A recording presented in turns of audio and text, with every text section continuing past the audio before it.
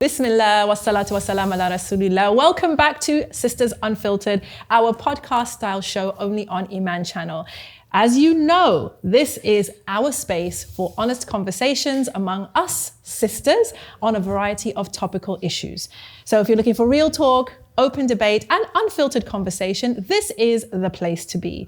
We are continuing with our marriage sessions, ladies. We're on session 3 of our marriage season, and I am delighted to be joined again by Naima Isa, Khalila Lister, I know you, I promise, I do know you, and Ruzi Talha. Assalamu alaikum, sisters.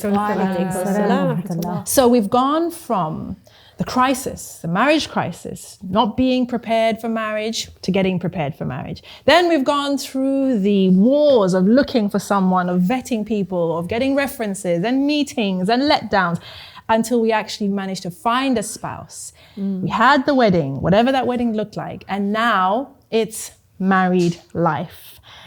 So my question to all of you was, what was the biggest surprise for you when you were first married? What took you by surprise? What were you not expecting? What was something that was like, oh, okay, I thought I was prepared, but I didn't expect this? Growing up in a traditional Bengali family, we had a lot of emphasis on like the in-laws and then in-laws and how to. When I got married, I was surprisingly, I was surprised to see that my in-laws were so relaxed. I'll give you an example. When I got to my mother-in-law's house, so the food was cooked and me and my husband, we got ready to eat.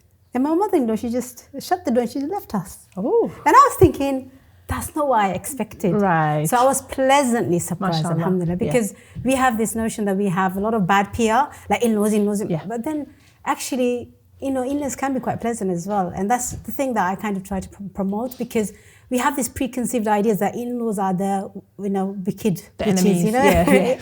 But they're not. You have to have an open mind about who you're dealing with and not have any preconceived ideas. Absolutely. And I think sometimes we get fed a lot of preconception, which can be very I think that's detrimental. That's culture. Not just culture. Sometimes people have this, like preconceived ideas about certain experiences and they just put it onto other people. And it shapes your view as definitely. well. I know for me, when I first got married, I was so chuffed to do the cooking and making food for him to come home to. I was surprised by how deeply in love I felt, like after a week or two, to the point that when he was late home, I would cry, genuinely I was crying thinking something had happened to him. He had died or something. And I remember he came home, we had a little flat, and I was playing house because I wasn't raised to be a wife. I didn't really know anything about being a wife. I wasn't a great cook. I couldn't make rice to save my life. But, alhamdulillah, I had married this. We were both new in Islam and we were both very, very eager to live a married life. And I just remember him coming home like half an hour late and just finding me in tears on the floor. And he was like, what's wrong? I said, I thought something had happened to you. I thought you had died. So that was something that I still remember now, subhanAllah. What about you? I think it is ways to adapt. What surprised me is ways to adapt to different personality types. Because you don't, like we said, you don't know someone till you live with them, for example. Yeah. And I'm a communicator.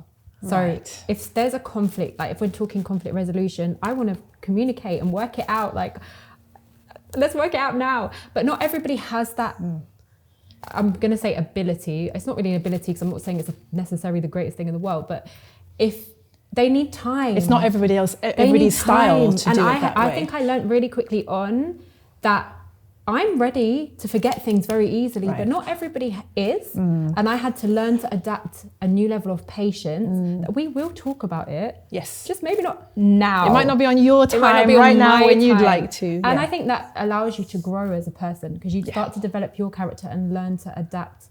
I think that surprised me. It's the stretch, isn't it? It's that stretch that marriage gives you, mashallah. What about you, Naima? Such a long time ago. I can't remember. Cast your mind back. No, definitely the in-laws, alhamdulillah, and the way that I came from a house where, alhamdulillah, my parents had quite a decent sized house. Yeah. Alhamdulillah, there was like 5 bedrooms, but my siblings had left the house, married, and so it was just me and my younger brother in the house. So I was used to space, my own bathroom. I had a kitchen upstairs. And then when I got married, their flat was quite small. There were 7 adults living in a 3-bedroom flat with 1 bathroom. Wow, and mashallah. For me, there was my family's like really loud and just in Urdu we call it jungly, like crazy, right? So it's like literally like, and so there's a lot of loud voices and and my in-laws are so subdued, very calm, very and I was like, why is no one going crazy for the bathroom?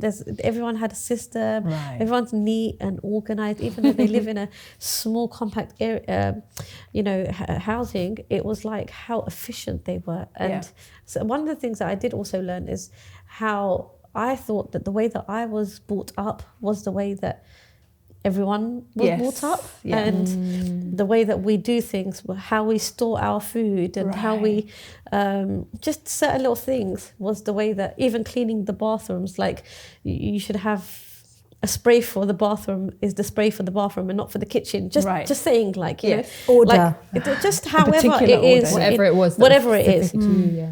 And then I realized, like, subhanAllah, we feel that is the way that it should be. Well, it was for me, so I thought. And then when I saw things differently, I felt like, why did I feel like I need to correct them? Or why do I feel I need to change them? Why do and so it's not just accepting him the way he is, it's accepting a household, And obviously, like, you can suggest certain things, which is like, oh, how about we do things like this or do things like that? But my in-laws, alhamdulillah, I learned, and I'm learning, Allahumma barik, there's such good people, may Allah preserve them in goodness. Ameen. That, I think the efficiency, and I think that for me, I had preconceived notions on like how families live in council flats or how they live in small spaces, and I didn't know that I had them. I didn't know I had prejudices. Again, it's that thing well. about the stretching, isn't it? And I think that's maybe something that we don't necessarily anticipate for once you get married, is how you will be required to step up. Emotionally, mentally, spiritually, even sometimes, and how this new situation, this new environment is putting you in an uncomfortable, out of your comfort zone, right? Because your comfort zone is your parents' house or your place, wherever you were, right?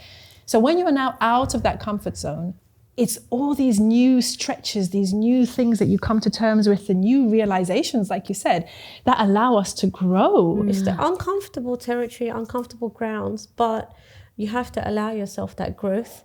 Whereas if you start to battle it or resist it, then it is a bit of an ingredient for conflict. Yeah, your way is not the only way, and your I way is think right. That is number one thing that you have to understand, that when you get married, be open to adjusting. Like he has to adjust, you have to adjust. Families have to adjust as well, So I think it's very important to have that mindset to adapt.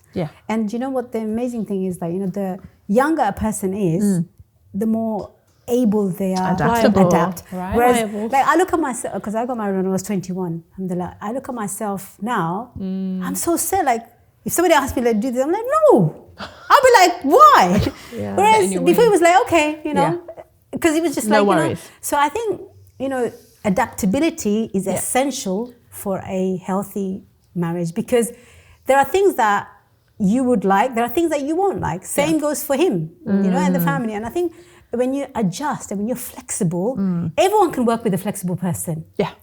But very few people can work with rigid people. Even the rigid people. I felt like maybe I knew it. Like I felt like a little bit. I didn't know that I knew this about myself, but I felt like I knew it all almost. A little bit. Whereas now, sometimes because of wisdom and age, and you learn. You actually don't. You can.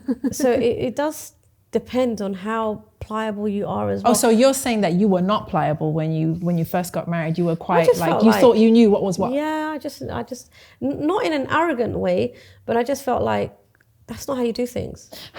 That's not, and it's not just me, but I see it in a lot of younger sisters as well, that no, this is the way I like things to be done. That's it. That's just the way I am. I don't want it any other way. And everyone has to adjust towards. I think that, so how, I have a question on this. How responsible then are parents for that type of attitude? If somebody's coming from their parents' home and they're like, I like things a certain way, this is how I do things, that's how it needs to be done. How responsible are we as parents, do you think, for creating that? I guess in an ideal world, realistically, if we analyse ourselves as parents, it is upon us to help our children see the world through a wider lens than all they've known. And I think that can come through mixing with different cultures, making sure that they go into different experiences and actually are enriched in different environments. I think for a lot of children, if we raise them only in one way, they know nothing else. And that's why it's so important. If we look at, for example, Umrah, subhanAllah, like to be there, every nation, you just see, this is Islam. We're not one way. So I think allowing our children, cultivating them very early on, as early as we can, getting them involved in charity work, opening up their minds. I think that is so important, to be able to raise adults who eventually will be like, okay, my way is not the only way, because they've had that experience. I think that there is this also, we saw this in COVID, where people's routine or something happens, and then suddenly we find that we're not adjusting to change very easily, or routine. Sometimes your routine is so rigid that suddenly when it's out of routine, we don't cope. So sometimes we're talking about travel and the importance of travel. These are some of the things that you can get from traveling or coming out of your usual routine. That's how you can build up your kids as well, giving them those kind of tools to adjust, you know, and I think that that's quite important as well. So I'm hearing like, you know, adaptability, flexibility, and being able to adjust as being, but willing to learn, I think, as well. Yeah, exactly. And knowing that the way that you were raised were the best that your parents could have raised you. Alhamdulillah, they brought you to an age of maturity and adulthood, and to get to a stage where you can be married. Yeah. You know, that's something that should be celebrated. For parents to be able to, you know, by the fadl of Allah subhanahu wa ta'ala and His mercy, that you can get to an age of maturity and be marriageable. Well, this is, I want to ask you about this actually, if you don't mind, because I remember I had a disagreement with a sister because she said getting married is not a flex. Okay. And I was like, what do you mean by that? She said, it's not an accomplishment to get married. Like anybody can get married. No, they can't. And I was like, I don't agree with that. No, they can't. I know personally in my family, outer circles, men and women, they're in their 40s now. Yeah. And they looked for proposal, like over like 10 like proposal, you know? And to the degree I see them almost giving up, and I say to them, you know, never give up. You know, it can happen, because obviously I know they want a married life. Yes. Because when they go to family weddings, I can see the sadness in their life, you know? SubhanAllah. So when people say comments like that, they're talking from, I'm sorry, thin air. Or place of privilege. Yeah? No, they're talking from thin air. They don't know the reality of what's happening. How certain people would wish they were married. But the thing is, we have had a lot of bad PR with marriage because of the history. We saw a lot of forced marriages. And we thought, oh, you know, who wants to get married? But nowadays, just like it's a privilege to have a child, because not everyone can have a child, it's a privilege to be married, because there are so many lonely hearts out there. You know, so somebody, when they say that, they're not talking from a place of knowledge, I'm sorry to say. Because we see the struggles, you know, of, you know, not married before, single young men. And you know, when you look at them, they're handsome, they're accomplished, seem to have everything they've got in place. everything, you know. But there is a peak time to be getting married. And maybe they have missed that, you know, because obviously, even though that they're in their 40s, they still want somebody who is not like married before. Because they're not married before, you know. Right. So I think it's very important. I'm going to say something that may ruffle a few feathers. Is that when we raise our children, there's a difference between the way we raise our daughters to the way we raise our sons. Right. Sometimes because in the society that we live in, we think, you know, we have to raise them with, you know, exactly. No, we don't. They're like apple and oranges. You have to raise your daughter to be a nurturer, to be a caring person, to be a homemaker. Right. You know? This is what you were saying. We were saying this, and Naima said, hold it for the show. Now we're here. So we've got a homemaker here. And the sons, they need to grow up or be raised as somebody who is going to be responsible financially and be that leader, because everyone's going to look at him and he needs to be that qawwam that Allah wants him to be. And that takes training. Starts off at home, you know, take the bins, things that are strenuous, you know, do these things, because unless parents train both girls and boys, they're not going to make a good start in their marital life. You know, and I think it's very important. Nothing prepares a person like the practical mundane tasks that they have to do. You know, So do we divide the tasks? So kitchen-related tasks are for the girls and outdoor-related tasks are for the boys? No. Is it important for the boys to be able to cook and the girls to be able to drive? Or are we keeping it So separate? What do you think? Yeah, we were speaking about this earlier. So Yeah. I was saying like how I had mentioned to my daughter that, she was, saying something about one of the chores that I'd given her. And I said to her, this is preparing you for motherhood, for having your own home. This is what you're going to do. This is your role. And she was telling one of my sons, and he was like, we're being raised the same, and so I was saying, I give them all house chores to do, whether it's dishes for the girl or dishes for the boys, doesn't make a difference. They're going to do the dishes. Generally the rubbish is for the boys. I agree. I was thinking the same thing. Yard work for the boys. Although my husband does say like, where does it say that? But I'm like, no, I don't. It's not for her to go out. Exactly. Just keep it there. And there were times when we send the kids to the shops. Can you go and get this, that? Yeah. And sometimes she gets sent, and so now she started to say that's not my job. Oh, the shopping, okay. Going out, providing whatever, bringing it in. That's for my brothers to do. Although alhamdulillah, she does it. Yeah. But just be giving them the skills from the age 7, 8. We start sending them to the shops. Yeah. To learn how to manage money, to learn how to pay. Since when my son's got his job, we're finding it a little bit difficult. Like my husband asked him to contribute towards the house, and I was like, oh, really? He's young. Let him enjoy his life before the responsibility comes upon him. Let him like enjoy his. Mums are so like that. Mums always do my that husband was stuff. like, he needs to contribute towards the house. Mums because, are terrible. we're We're so bad. Mums, for our boys, our especially. default setting is look after them, coddle them, and make so sure they're okay. Even Don't let them my get mom hurt. was like, what? Why is he paying? Like, no, he's young. Like, but my husband was saying, no, this is preparing him for taking on bills. He needs to know he's paying his own phone bill, his own line rental. So he has to contribute towards the house. So it's because after us, who is it going to be?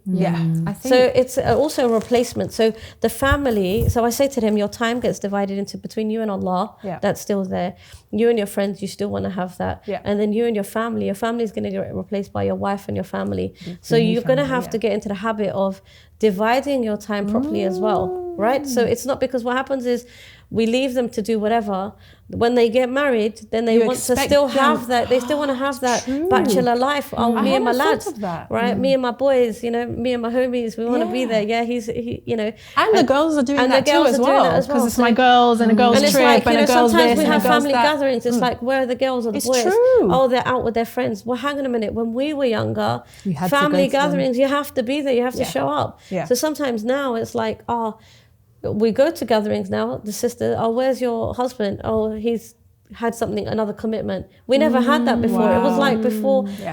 It was family time is family time. Families first. Families first. Families first. So I think it's also a mindset of how we're preparing them, because we're going with the flow too much. We're going with them dictating how we should. We're not qawwam ourselves. We're not setting as the parents, pace. being over them. How then are we going to expect them to be over anyone where they're just wishy-washy? The girls are like that. The guys are like that. Oh, she's gone out with her mates to go and eat out. They had an event or they had something.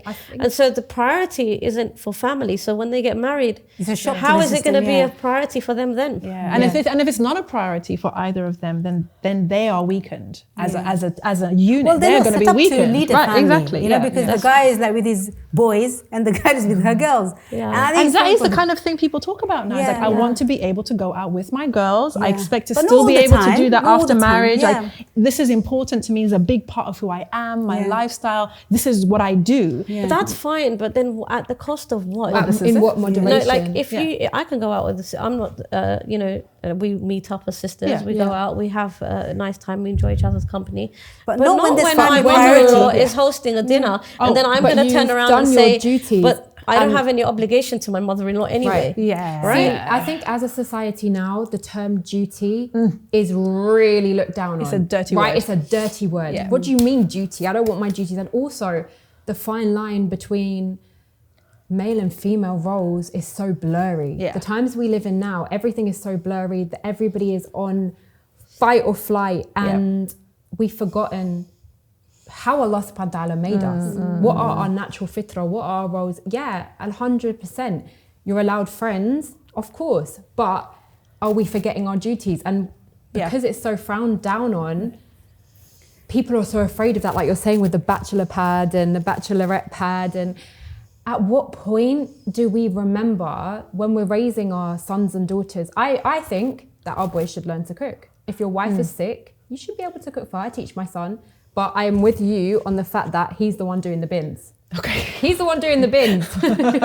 So there's some things where he should come in. Yeah. I think taking them out. But the thing is that really the one thing that I would say in preparing for marriage, if I could say anything, this would be my advice, is to have, in Urdu we have this word called asas. In Arabic I think they call hasas, like consideration or empathy. You know, when you have an elder who comes in, and nowadays we see it on the train or the bus, or a pregnant lady comes, we say no one's getting up and giving up a seat. Right. Right. Or nowadays the kids are like on their devices, and the auntie comes or the grandparent comes in and no one stands up to give them their seat. Right. Yeah.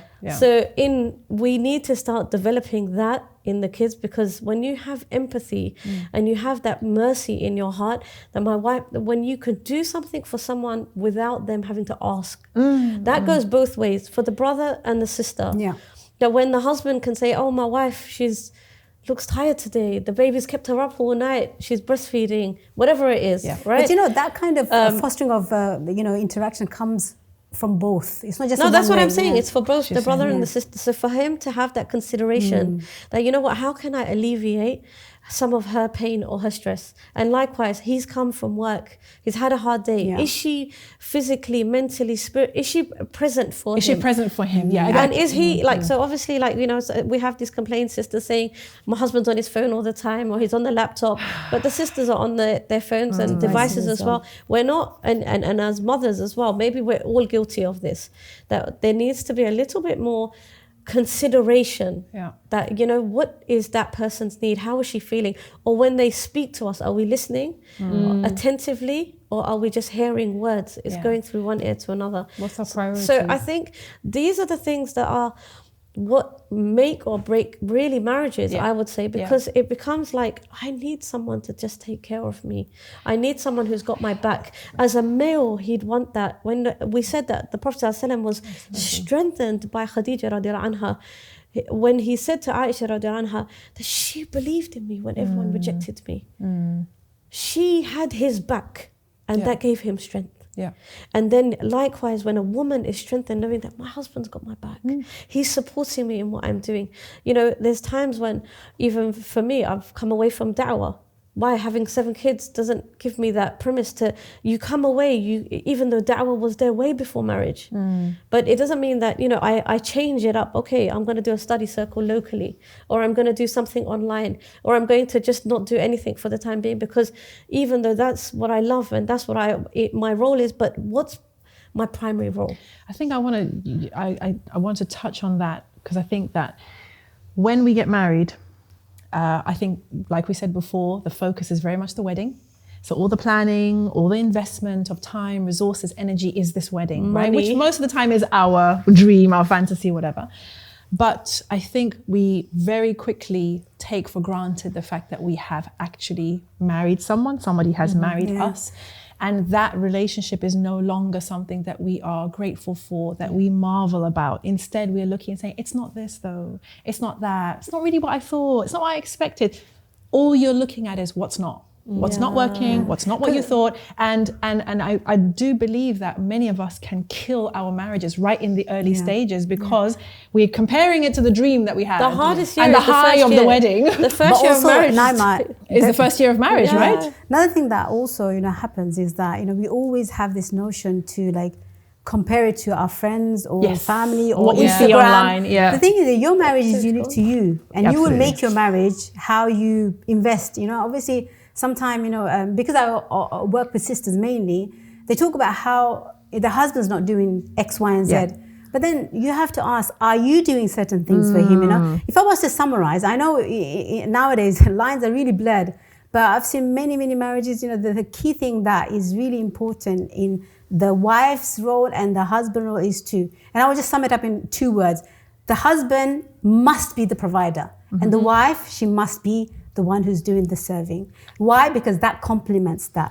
Because when we start to, of course, like husbands, they need to learn the life skills. Wives, they may need to step up and do whatever, but that's not an exceptional situation. And it's also something we're going to talk about in the next episode, because our next marriage session is all going to be about staying married, inshallah. So you don't want to miss that. No 50-50. No, okay, all right, they started already. Barakallahu feek, thank you so much for joining us. Sisters, if you agreed, if you disagreed, at us in your conversations. We want to see what you guys are talking about. Thank you so much from myself, Naima B. Naima, Isa. Khalila. And the whole team behind Sisters Unfiltered. We will see you, inshallah, on the next episode. Wassalamu alaikum wa rahmatullahi wa barakatuh.